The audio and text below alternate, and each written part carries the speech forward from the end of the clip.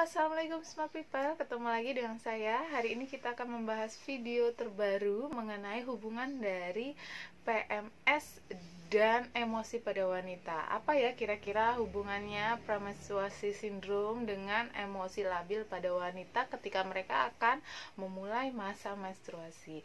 Yuk kita simak dalam video selengkapnya. Nah, sebelum kita membahas lebih lanjut, jangan lupa tekan tombol subscribe dan juga loncengnya untuk mendapatkan pemberitahuan dan info selanjutnya. Kita masuk ke dalam pembahasan. Apa sih PMS itu? Jadi PMS adalah pramenstruasi sindrom atau yang biasa disebut sindrom yang biasa dialami oleh beberapa wanita ketika mereka akan memulai masa dari fase menstruasi. Pramenstruasi sindrom ini biasanya dikait-kaitkan dengan emosi atau keadaan jiwa yang labil pada wanita. Misalnya ketika mereka mudah marah, mereka mudah tersinggung, sering menangis, dan lain-lain sebabnya.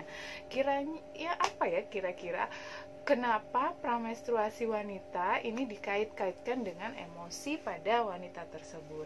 Sesungguhnya tidak semua wanita itu memiliki PMS atau dengan gejala emosi yang labil seperti pada umumnya. Hanya saja ada beberapa faktor dan penyebab yang membuat mereka memiliki kecenderungan emosi yang labil ketika masa pramenstruasi atau masa menuju awal menstruasi. Hal ini disebabkan oleh beberapa faktor, misalnya dari hormon yang tidak stabil. Jadi ketika wanita itu masuk ke dalam fase menstruasi dan reda dalam fase menstruasi, mereka memiliki pergejolakan hormon dalam tubuhnya, yaitu ada hormon estrogen. Jadi ketika masuk ke dalam fase menstruasi, biasanya hormon estrogen ini akan naik dan perlahan akan turun ketika menstruasi akan selesai. Nah, hormon estrogen ini memicu beberapa di dalam diri wanita ini tidak stabil. Jadi ketika ketidakstabilan dalam tubuh wanita ini, dia memicu naiknya gejolak emosi. Jadi dia sering mudah marah, dia sering tersinggung, dia juga cepat menangis. Tapi tentu tidak semua wanita ya. Selain itu juga ada hormon yang dimana dia hormon endoprin. Jadi di mana di dalam tubuh itu kekurangan hormon endoprin, yaitu hormon yang memunculkan perasaan bahagia atau memunculkan perasaan gembira pada wanita. Tidak hanya wanita tapi pria juga ya kalau untuk hormon endoprin.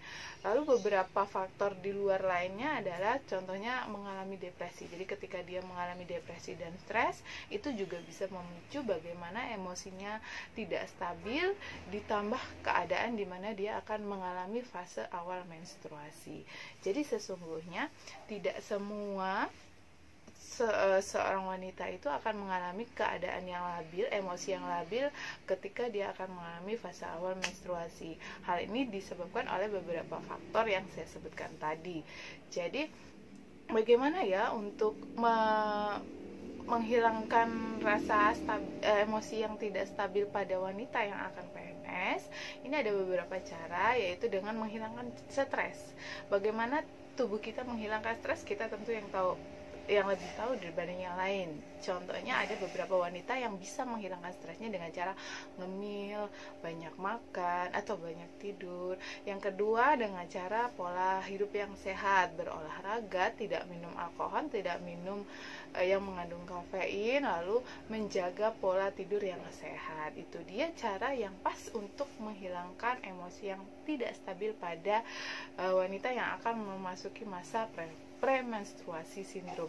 Namun ini bukan hal yang membahayakan ya. Ini meskipun tidak semua wanita, ini masih masuk kategori yang biasa saja. Jadi umum dan biasa terjadi pada diri wanita. Jadi lebih baik bisa ditangani sendiri atau dimaklumi. Kalau untuk yang lain di luar sana, ketika wanita akan masa PMS, masa menuju menstruasi, maka dia akan mengalami emosi yang labil, dan perlahan-lahan ketika masa akhir menstruasi dia akan menurun emosinya, seperti itu. Nah, itu dia penjelasan tentang apa sih hubungannya masa pramenstruasi sindrom atau menuju menstruasi dengan emosi labil pada wanita. Jika kalian semua memiliki pertanyaan yang ingin dibahas, silakan kalian berikan komentarnya atau tulis di dalam kolom komentar di bawah ini. Lalu bisa juga menggunakan email dan direct message Instagram yang akan saya tulis di bagian description box. Oke. Cukup sekian dari pembahasan saya, semoga bermanfaat. Sampai jumpa dan sampai bertemu di video selanjutnya. Assalamualaikum.